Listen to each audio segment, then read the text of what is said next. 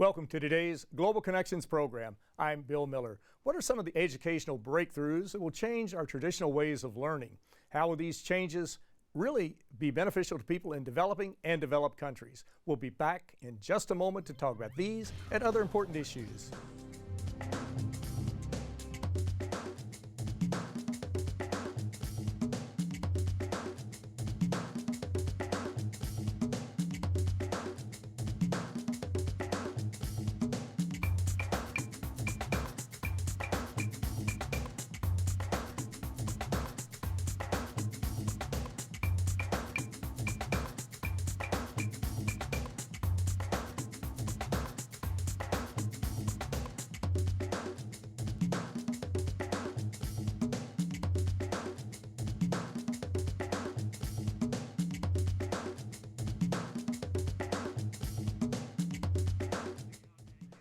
Welcome back to our program. There are many educational studies showing that we're really changing how we learn, how we gain new information, and how we use that information. Today we're going to take a look at that and some of these changes and how they can beneficially impact our lives. My guest today is an expert in this area. My guest today is Dr. Gerald Lauber.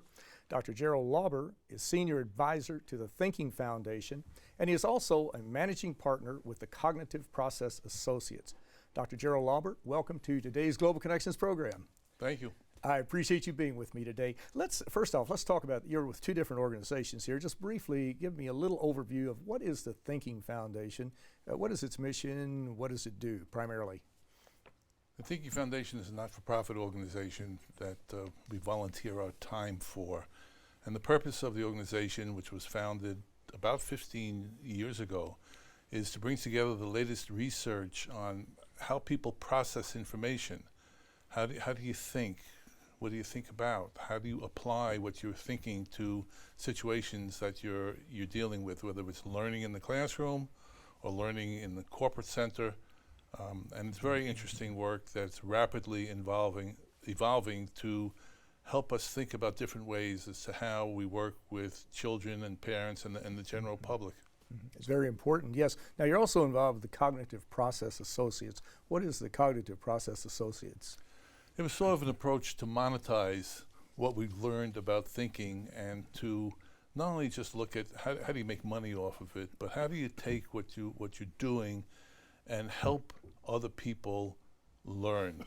Cognitive Process Associates works with school districts, corporations, not-for-profits. Much of the work is pro bono because we're not just about making money, we're about helping other people rethink what they do so that they can become more entrepreneurial and make money through their own endeavors rather than working in low-level, low-functioning, low-impact kinds of jobs. Mm-hmm. Exactly. Now, you have a website. It's called www.cognitiveprocessassociates.com, one word, and so our viewers can go to that to get more information. We all process information. We bring in information and knowledge into our minds, and then we figure out how we're going to use this. What are some of the tools that are changing today to help us determine, are we putting more emphasis on the teaching end of it, or the teacher, or the originator of the knowledge? Or are we putting more on the learning end, us as the receptacles of this information? What are some of the techniques and some of the unique aspects that are really changing today? When I went to school, and probably when you went to school, it was the drill and kill method. Rote. That's right, rote learning, content that was prescribed, that had nothing to do with you, or when it had something to do with you, you seemed to enjoy it and you did better. Well, you did better because you had a frame of reference. We all have frames of reference, which is a filter based on our past experiences and current experiences in life. Unfortunately, there's so much information out there. I mean, every day information just keeps on coming in. And the question is, what do you do with the information? How do you make it knowledge? When you connect to the information and when you make it relevant to what you're doing, that's when it becomes knowledge. So the focus has to be on learning and application of what you learned rather than the big Common Core argument that is going throughout the country and throughout the world, that it's great to have standards for knowledge, but what really counts in life are the standards by which you apply that knowledge to do something. Exactly. You have the information, but how you use it really makes the difference, and it's going to make a difference in your life and other people's lives and your projects. So often we hear about money, infusion of money into educational programs, into building schools, and obviously we have to have schools that are state of the art. We have to have programs that have sufficient funding, but how important is money into this whole process of helping people to learn? It's obviously important to buy computers, I would imagine, for young people or older people too, to learn, but how important is the sufficient funding of these activities? Computers are just another tool, like the overhead projector is a tool, or the chalkboard is a tool. If you don't use those computers to teach a process for taking information and making it useful, it's really a waste of money. I mean, the digital age is here. There's so much information, but how do you make that information relative to the person using it? So money is important, but most schools focus on content. Are we delivering content to meet the units that measure us?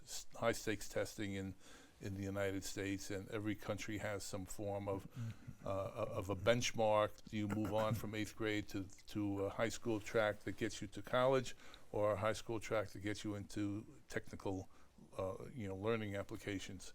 So money is important, but how you spend the money. So money is not the key element. The key element is a coordinated approach to the use of those funds. Exactly. Now, we're going to talk about some of your case studies, specific examples of how you take this information, you take this knowledge, you take these new techniques and incorporate them into helping people in other countries. Are there, just generally speaking, while we're speaking somewhat theoretically at this point, are there 3 or 4 points that we could take away? In the opening, I said that these new concepts, these new techniques can be beneficial to people in developed and developing countries, just basically people all around the world. Are there 3 or 4 points that we could keep in mind that would help us to say, aha, this is something that I can walk out the door with and focus on in the future to help me improve my own condition, as well as the condition of my family, the community, and the country and the world? It's that aha moment, that epiphany, that makes a difference in what we do, and the work that we've been doing, the people that we've been talking to. We think the most important partners, or one of the most important partners, has been left out of the input loop, and that would be business. So many people are getting an education, they're going through college, they're getting degrees, and they come out and they have no jobs, just no jobs. So if you were a manufacturer and that was happening, you stop producing that line, because you're not going to produce something that's not going to get you a return. So our aha moment was that using visual tools helps people establish a common way of processing information. So if you want to be an entrepreneur, there are certain things you need to do and consider to be an entrepreneur. And then if you want to specialize in the type of entrepreneurial activity that you want to engage in, that process of refinement goes on even further. So you want to take the information that successful entrepreneurs have, or successful businesses have, and integrate that into the process of helping people going through the educational system come out with an outcome that's usable. So we see a lot of money being spent, a lot of time being spent, but business is excluded, and business, we believe, is an important component to the partnership that makes education work. Do you see businesses, though, in the future becoming more involved with the educators, the students, say a company being involved with a university or something like that, to help develop the curriculum to train people for the workforce of the future, not the workforce of maybe today, or even certainly not yesterday, but of the future? That's happening already. There are many institutions of higher learning, certainly the corporations in Silicon Valley replacing universities, because they really have a better knowledge of what's needed to transition to the various challenges of the digital age. So yes, it is in place, and corporations themselves are learning how to use visual tools to improve or to concentrate the focus of their employees as to how they communicate and understand the process from beginning to end. So it's not enough to know that you make a widget. You need to know what are the components, why are you making it, what's your role, how do you improve upon it, because the members of the workforce have valuable insights if they're channeled correctly to management, because management only sees one part of the picture. Exactly. Well, again, as I mentioned, we're talking theoretically. Let's focus specifically on some of the case studies that you mentioned to me prior to the program. And one is in Pas Christian, Mississippi. And of course, we think back, I guess it was 2005, when Hurricane Katrina came out of the Gulf of Mexico and decimated a large part of Louisiana and Pas Christian in Mississippi. And that town was almost wiped out, as I recall. It just took a tremendous hit. How did you work with the Pas Christian school system to help them get back on track and to develop, to sort of reinvigorate their program to incorporate some of the ideas you're talking about today? David Hirely and Larry Alpert, two pioneers in the field of using visual tools, started working in Pas Christian prior to Katrina. And they used a process called thinking maps, which are 8 maps that lay out how the brain processes information. The brain is constantly looking for patterns. And if you understand the search for patterns and how the brain places those patterns to use in the learning process, you've created something that you don't need books for, you don't need walls for, you don't need classrooms for. You've created thinking learners. And so the work went on as it would happen in any other school district. They didn't have a lot of money. They were not an affluent school district. Then the storm hit. And the schools were completely demolished. There was instruction in tents, temporary buildings, and the state in its infinite wisdom came in and said, because of the devastation, you guys don't have to take the state high-stakes testing. And everyone was relieved because the pressure was taken off. Lo and behold, 3 months later, they came back and said, we've changed our mind, you have to take the tests. And this is in a devastated environment. Well, these kids took the test, and they came out #1 in the state in terms of the test results, and became a blue ribbon school, all within the area that was devastated, because it was a real demonstration that you don't need books and computers and fancy buildings to be successful. What you do need is a process of thinking, a process of learning.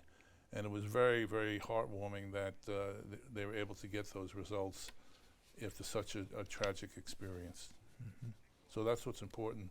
And David put together a film about the school district to show and the interviews and the live commentary, which was very moving and very helpful for people who want to have a better understanding as to how the process works in schools.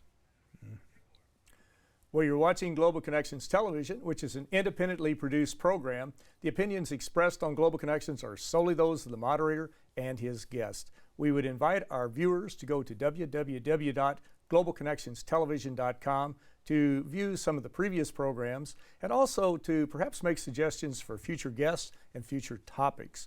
Today we're taking a look at international education and how the paradigms, the old traditional ways of learning, are changing today. And my guest is an international educator and an expert in this area. My guest today is Dr. Gerald Lauber.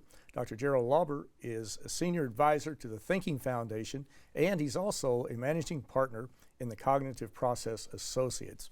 Before we get off Pas Christian, I want to, could you explain a little bit of the setup there, though, because again, this community was wiped out. The buildings were wiped out, textbooks were wiped out. What was the factor that helped them to learn? How did they do this through computers? Or I know their mind, they changed their approach, their paradigm to learning changed, but how did they get this information? First of all, for a period of time, there was no electricity to operate exactly computers. And it was a triumph of the human spirit that got them through. They had a solid knowledge base. The kids knew how to learn, knew how to process information, had very high levels of confidence. They had trust in their teachers. The teachers had trust in the kids. So you didn't get that. Well, what can you expect with all of these damages that took place? There wasn't any negative thinking. The thinking maps helps provide a core of positive thinking with measurable outcomes, and that's what I believe got them through this crisis. Well, it's certainly a very unique situation in that area, and of course, these are ideas that can be used around the world. Speaking around the world, let's go to Addis Ababa, Ethiopia. You've been involved with the Addis Ababa education system. What type of project did you work on with them, and what were some of their special challenges? The Thinking Foundation got together to create something called Thinking Schools International. And Thinking Schools International was a project to create independent schools that were funded either by corporations, regional associations, or the government to look at a new way of thinking, a new way of learning. And using thinking maps and using some of the other theories created by well-known theoreticians in the area of education, they worked with teachers and created a model to teach teachers first how to process information, how to work with kids, how to develop measurable outcomes. And that core of teachers then became the core of, or the base for new instructors to work with experienced teachers that were taught the process, and it became an expanding network at a very, very, very low cost. It was not a high budget operation, but it was a very high impact result based on a people-to-people thinking model that was replicated in many of the schools, and it continues to grow in Ethiopia. And as always with any program, we need to determine the effectiveness of that program to see whether or not we're reaching our goals, to see if we're achieving what we originally planned to achieve. How do you determine the effectiveness, say, of the program in Pas Christian as well as the one in Addis Ababa? Pas Christian, I mean, certainly observation, but that's not really a measurable type of results that the people who are funding schools want to hear.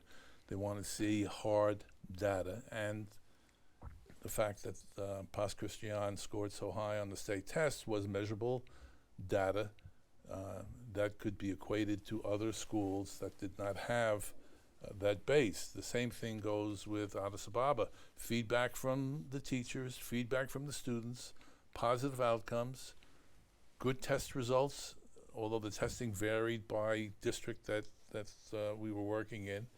And if people are happy and people can get jobs and people can have a future, then the education system is working. If people generally are not happy and the outcomes are not measurable and not good, as in many school districts throughout the United States, that's a clue also.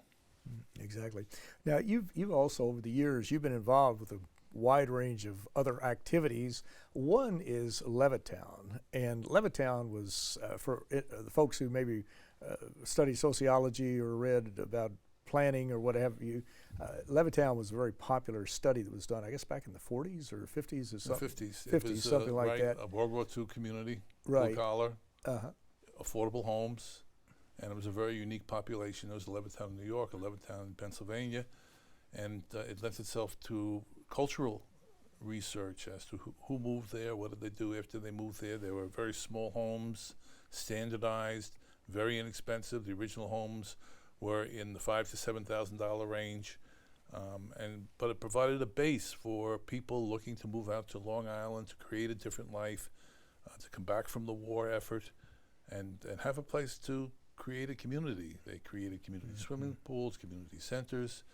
and a very large school district that was decentralized in many ways because the various communities saw themselves as needing different things.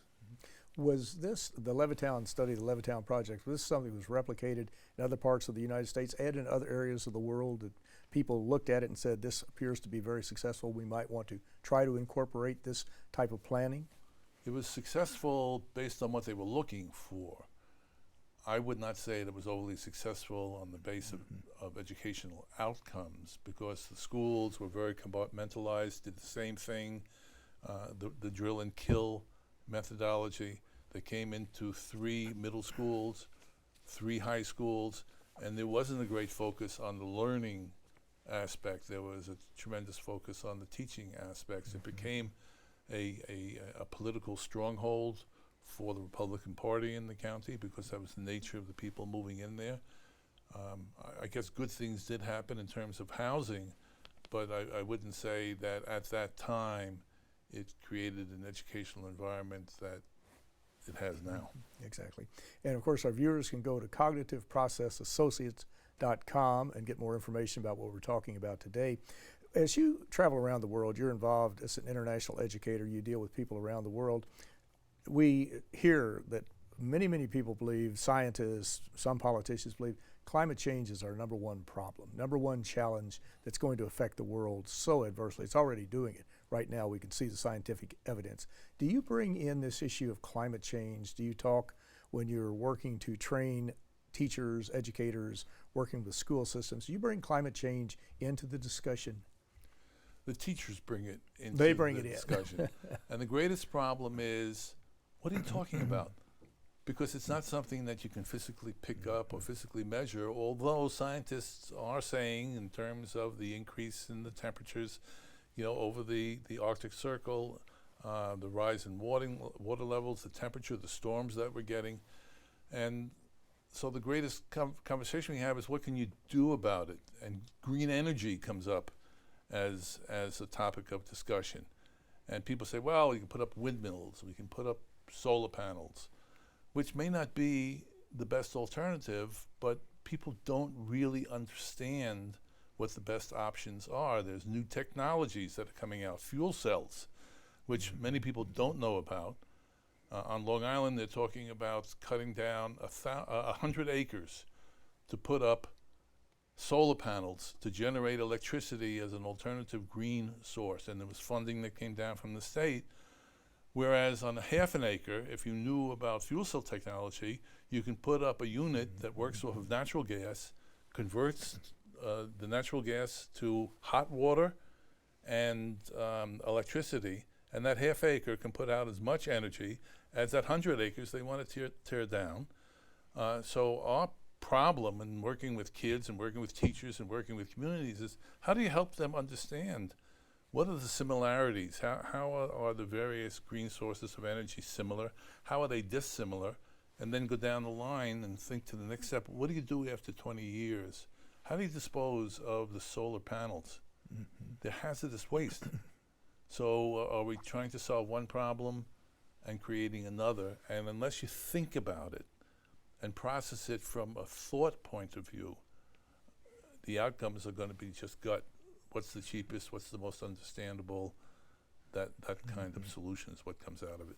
Exactly. And it seems like what we're trying to do is to reduce that carbon footprint. We know that coal creates one of the biggest carbon footprints. We know that oil is right behind that, gas is behind that, and they're trying to move into these clean technologies. And I think we're probably saying that they need to look at a whole panoply of approaches and see which ones will work the best. But we're just about out of time. But Dr. Lauber, as you look into the crystal ball or over the horizon, what do you see as the major challenge in this area of international education that you've been talking about today?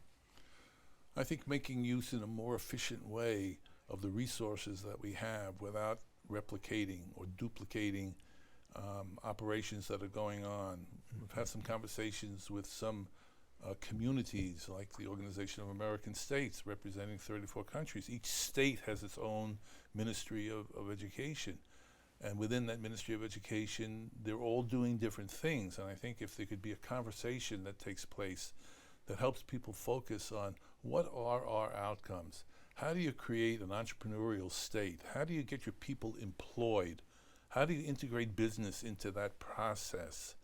Those are the challenges that face our future. Because if you have all of these people coming, being born into countries that don't have industry, don't have a process by which they can work and contribute, you create a tremendously dependent society that you're not going to have the resources to feed. And in our last 30 seconds, the hardest question, how can we you mentioned several of them up to this point, but how can we get these players to come together to help create that workforce of the future? Can groups such as the United Nations, internationally speaking, UNESCO, a UN agency, different groups like that, help to promote that discussion? Absolutely. The international agencies have the framework, the infrastructure to make it happen. The question is they have to get past the politics that prevent it from happening, because everybody wants to be in charge of their own backyard. And we're not giving up our backyards if we look to our neighbor to see why his grass is greener. Exactly. And that's a challenge of anybody dealing with this type of problem. But Dr. Gerald Lauber, it's been a very interesting discussion, very important topic. And I want to thank you so very much for a very interesting and a very informative program. Thank you. I really appreciate the opportunity. Thank you. I'm Bill Miller. Thank you for joining us today on Global Connections Television.